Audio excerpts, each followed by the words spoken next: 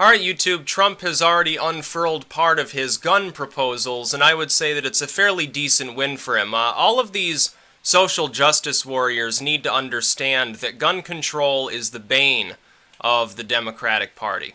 It's an issue that they have continuously lost on for several decades. Gun control is not popular.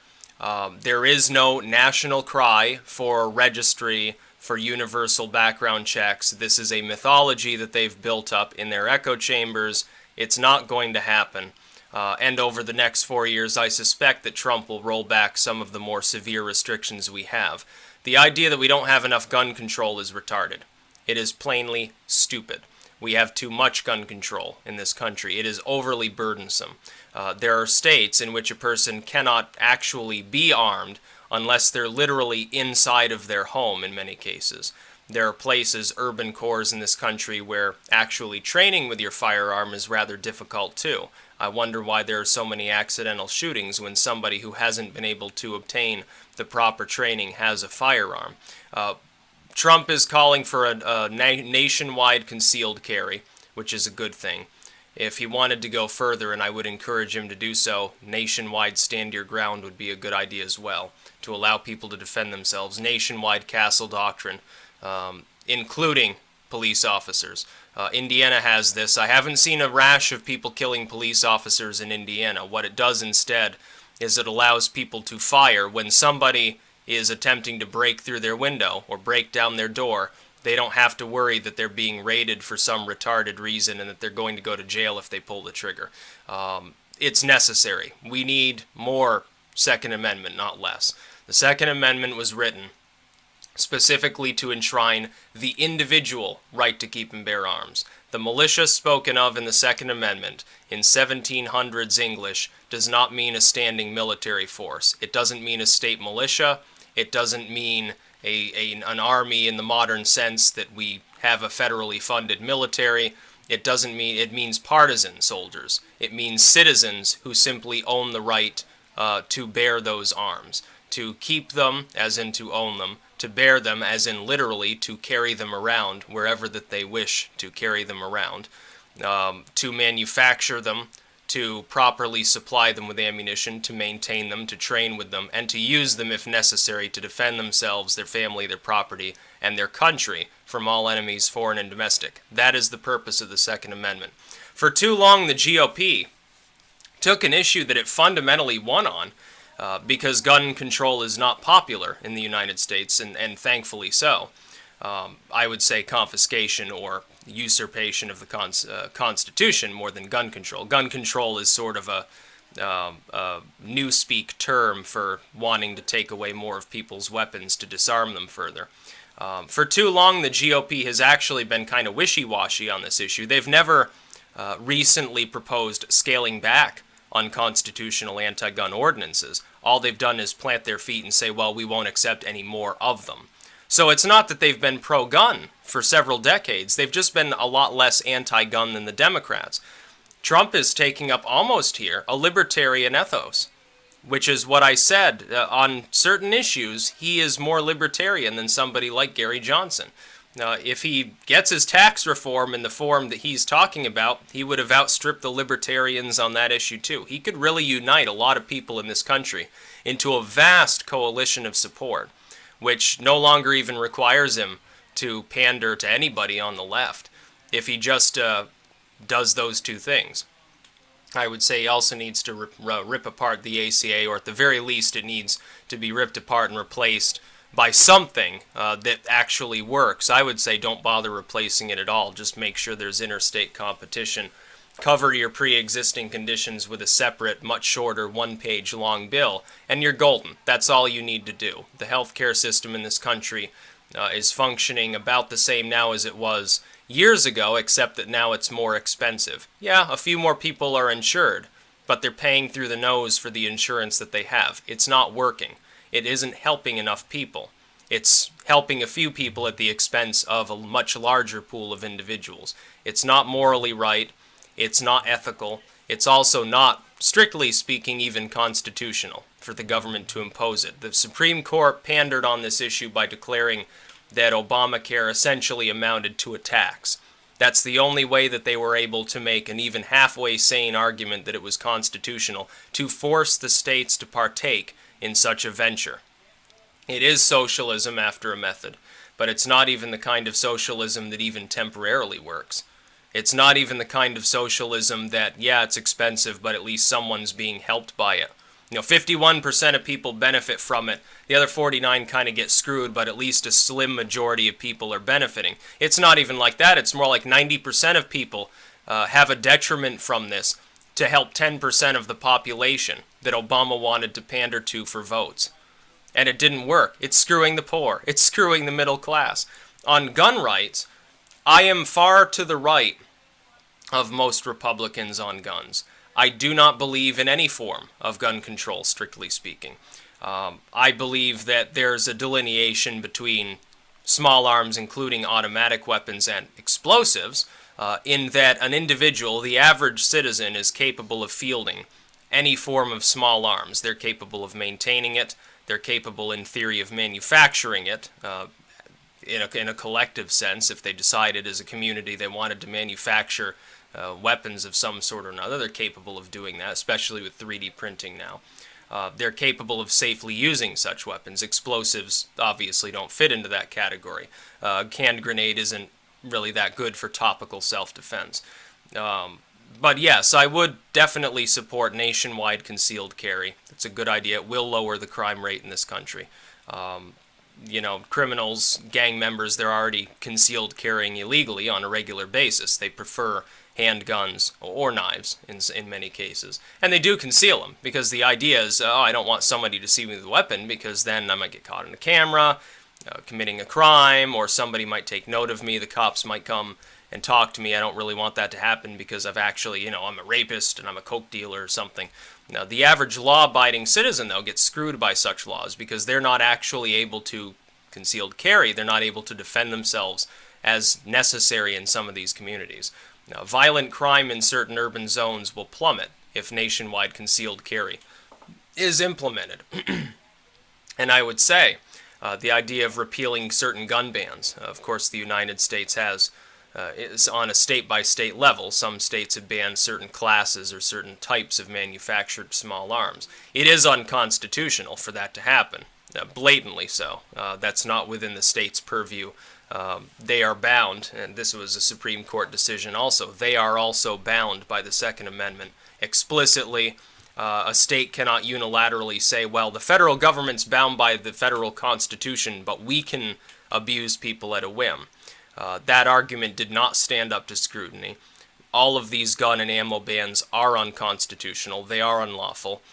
There are people who have, in some of these states, openly defied these things, refused to abide by those rules. Manufacturers, commercial retailers will abide by them. Individuals haven't in some cases. I believe this happened in Maryland and New York, and the state governments there fundamentally have done nothing about it because they don't have the ability to enforce it. If it's not capable of being enforced, there's no reason for it to be on the books. It's like prohibition or something like that, honestly. So I'm glad that Trump has announced this.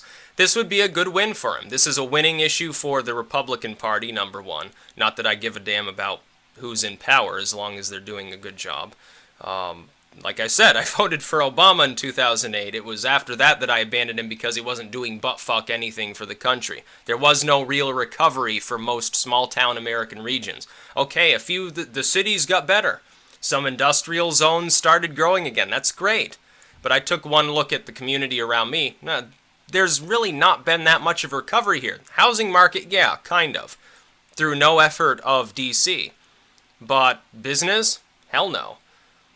No, not even a little bit. Some box stores are going up. The downtown's a little bit less empty than it was before. It had nothing to do with anything Obama did. That had to do with this, the state economy recovered because of our own state's efforts. Had to do with what the state was doing. It had nothing to do with Obama or his bailouts or anything like that. That's why the Rust Belt went red this time around. Trump should focus on this issue. That would be a good starting point. That helps build his core. It certainly would lay waste to the fears of some of the never-Trumpers. Oh, he's actually like a secret liberal or something, because that's a big issue for that kind of voter. If he runs for re-election, you can certainly, some of these marginal states that he came in a little bit closer than like Romney on, like Arizona, they'd go deep red again. So that would be a good issue. The ACA is another. Tax reform is another. And then the final is put a Supreme Court justice in there. My advice to him, again, on who he should appoint, is not a Scalia clone. I will say that. It should be further right than Scalia on guns. Yeah, that's an important thing. But appointing somebody who has spoken out, said, oh, well, Roe v. Wade was a bad decision and gay people are sodomites, that would inflame tensions in this country. Trump has to tread wisely here. He needs somebody, a Supreme Court nominee, who will pass the test for the right, while at the same time not pissing off in an undue fashion. There will be people who will oppose him anyway, and they'll call on Senate Democrats, oh, please do whatever you can to stop this, even though they can't. They're not in the majority in the Senate. It will pass. It would inflame a lot of the progressive, like, youth Democratic voters that have stuck with the party, sort of the Bernie bros and Warrenites and so forth. If he were to put somebody on the Supreme Court that even appeared likely to oppose gay marriage on the federal level, who even appeared to be wishy-washy, at worst, on the abortion issue. He has to avoid that in order to unite the nation. If he's thinking long-term about re-election especially, about no possibility of being a failure because the Democrats surge back during the midterms and he only ends up having 2 years to accomplish everything he needs to do, which is too short a time to do it. If he wants to hold the House and Senate after the midterms, he has to tread carefully with his Supreme Court nominee. People telling him to take the furthest right person he can find and smash them into the court and then hope Ginsburg dies and do it again. Yeah, that's not a good strategy. And Trump is the art of the deal. He's the negotiator-in-chief too. I think he knows better. I have no reason to believe that he'd be dumb enough to literally put a Scalia clone on the Supreme Court. It will be someone who is generally very far right, but on social issues perhaps a little less so. Other than, again, guns, certain other domestic issues that deal with the Constitution. It will be someone who has an appreciation, certainly, for the Second Amendment. He'd be mad not to have someone who's very pro-gun there. And this, of course, is setting him up for that kind of situation. Trump, of course, doesn't care about abortion. He doesn't care about gay marriage. He doesn't care about transgendered people and wanting to go after them. He is socially a liberal. He is a social liberal. For the most part, other than on immigration, which isn't really a social issue anyway. It boils down more to economics and border states and the drug war. He's not fully on board with the drug war. He's leaving it up to the states to decide their drug policy. He's already pledged to that. If he does the things that he's talking about in his plans, he will do very well indeed. And if he runs for re-election, he'll be re-elected. He's a change candidate. If he manages to bring change, unless there is a complete economic collapse, then he would be re-elected. That's what I would predict for 4 years from now. In the midterms, the Democrats would lose more steam. If in the first couple of years he does a halfway decent job. If the ACA is repealed, premiums go back down, that issue is solved. That takes care of 75% of what he needs to do in the first 2 years in order to ensure that he will continue to have 2 more years with a Republican majority in the Senate and the House. Gun rights is a good win for him. That probably takes care of the other 25%. He could sit down after accomplishing just those 2 things and do absolutely nothing for the rest of his first 2 years, and the Democrats probably would not prevail. And then it's up to the Democrats, by the way. They have to make a choice now. Do they fundamentally overhaul their party and go back to the JFK era or the Carter era when they were actual leftists, or they understood the working class and didn't simply just hate white people and think, well, we have to bend over backwards in order to accommodate everybody who comes to this country, fuck the native population? Or they can go far left Carter mode, and they can say, no, well, people are hurting, we need more welfare, and we need more solar panels. Those are potential winning platforms. The former a lot more than the latter. They'd need a JFK-style candidate to pull it off, and I don't think there are many JFKs left in the Democratic Party right now. If they stay the party of corporations and banks, because their candidate this time around wasn't like Romney-Obama, where they were both corporate candidates. It wasn't like Obama-McCain, where they were both corporate candidates. It wasn't like Bush-Kerry, when they were both corporate candidates. We've had nothing but lineups of corporate candidates for many, many election cycles. It's been, again, since the 1970s is the last time we had people who were arguably, there was one corporate bank candidate and one, ruralite underdog or something like that, which amusingly would have been Carter at the time, more or less. It's been a long time. But this time around, Trump was primarily a self-funded and grassroots candidate. And that took the wind out of the sails of the Democrats' usual ethos, like they used in 2012, which specifically was Romney's taking money from the Koch brothers, Romney's taking money from this bank and this corporation, and they're all evildoers. We're the party of the people. We care about the working class. The problem is that Obama's second term was marked by doing absolutely nothing for the same working class they claim to be champions for, and the subsequent candidate that they put up for office, which is Hillary Clinton, was corrupt, not well liked, not well received, anti-charismatic, but above all else, perhaps, because she was running in the wake of Obama, who ignored those Rust Belt states which never had a recovery. All Trump has to do to win re-election and to solidify, not just grow a little bit, but to completely solidify the Republicans' control of the House and Senate, which is something that a couple years ago, people were saying, oh, the Republicans are going to lose both. In fact, they'll never control them again. They'll probably never have a president again. They're done. They're toast. The Republican Party's dead. I said at the time, after 2012, the Republican Party was fundamentally dead unless they had a maverick, unless they had an upstart, an Obama-esque candidate, at least in campaign style, somebody who would fundamentally change the party. They got that candidate. They didn't even like it at first. It was bitter medicine for the GOP to swallow. The Democrats now have to do the same thing. Otherwise, they will not win the next election. They won't win the midterms. If they change now, they might prevail in the midterms. And ultimately, by the way, for Trump's platform, it wouldn't even matter. They'd be negotiating with him because they would be more in tune, at least fiscally, with Trump's message. They would understand people need to pay less taxes. We don't need this huge regulatory burden. Government is not the answer to all problems. Gun control is a dead issue. It would be a little bit of a tit for tat. The Democratic Party would begin to look a lot like Jim Webb at that point. In fact, I will tell you this. I predict that if Jim Webb runs the next time around, he won't be considered a low-tier candidate.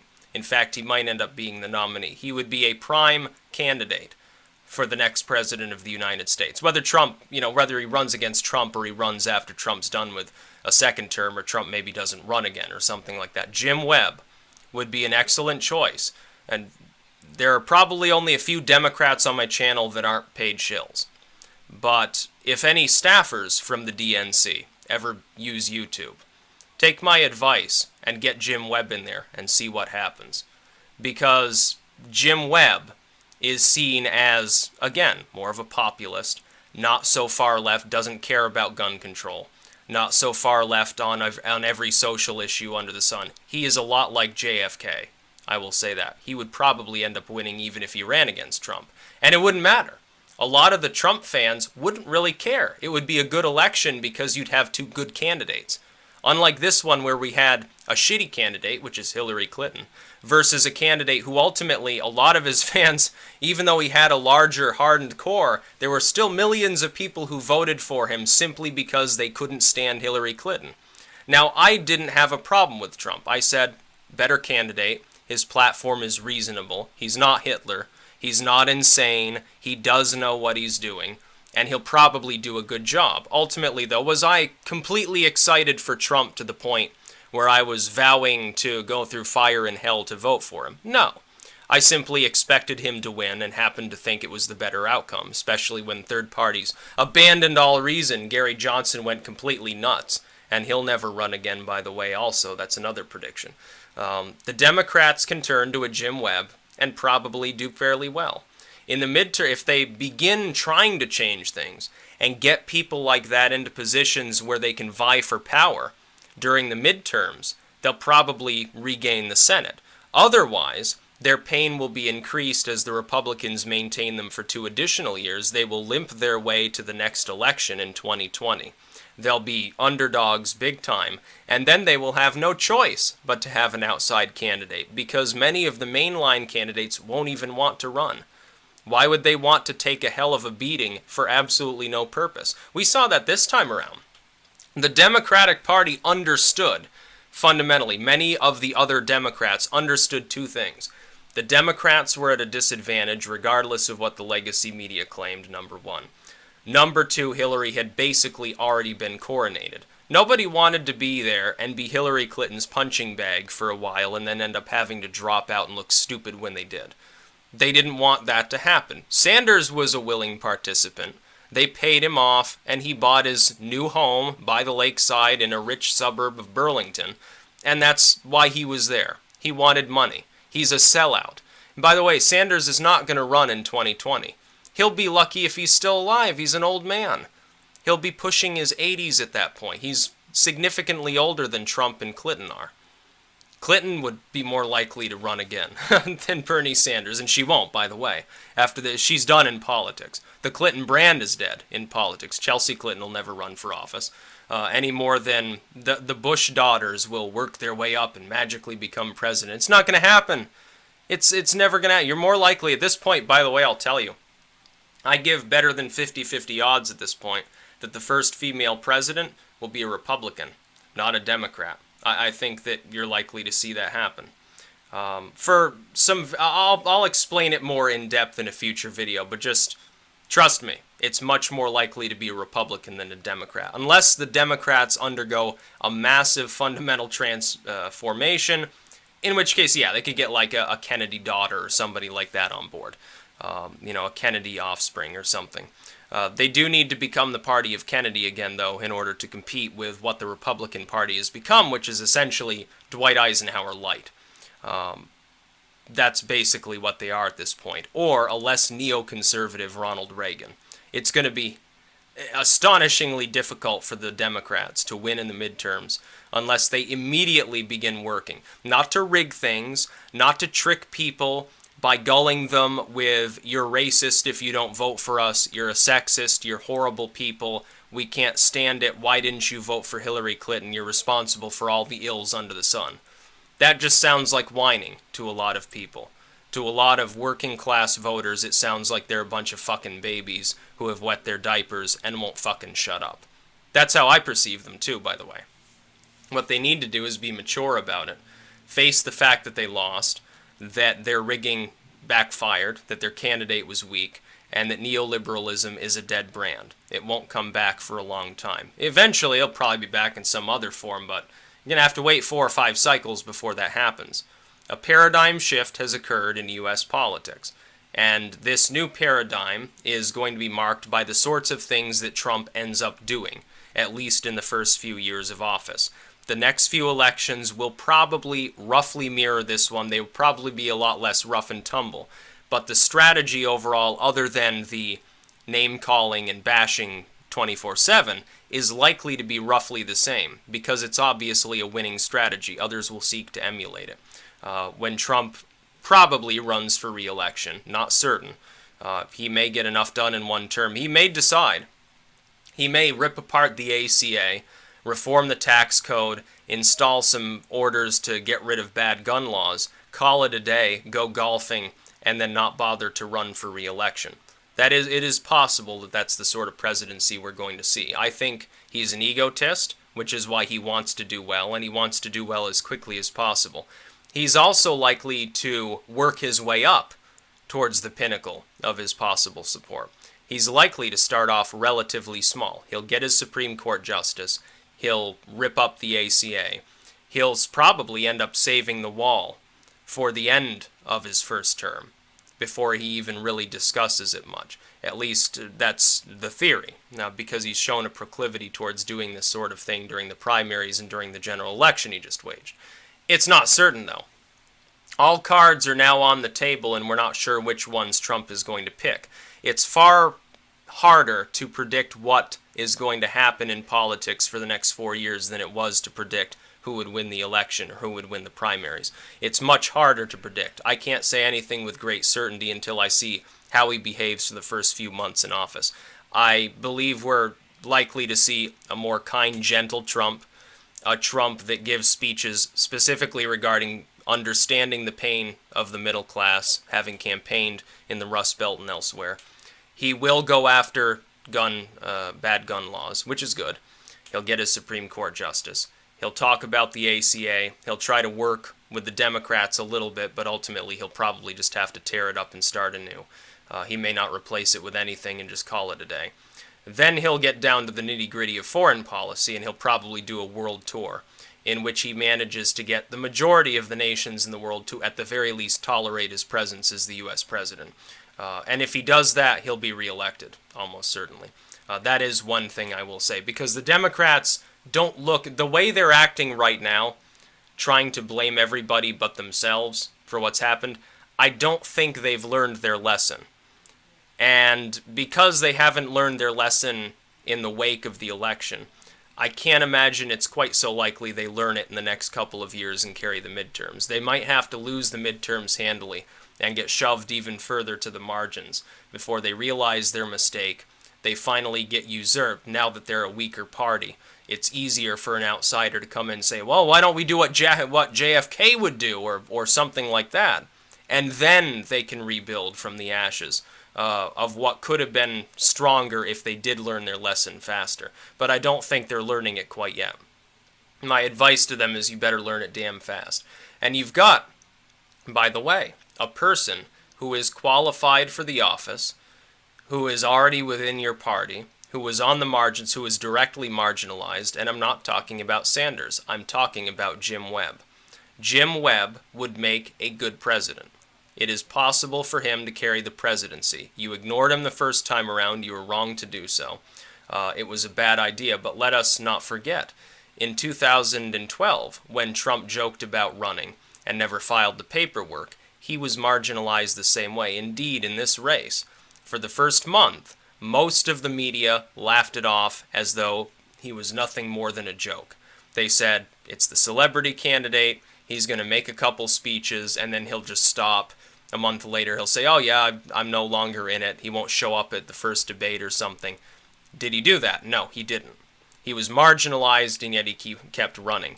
Jim Webb would be a decent choice. And there were a lot of people who became hardened Trump supporters who were saying if Jim Webb was the Democratic nominee, they might vote for the Democratic Party.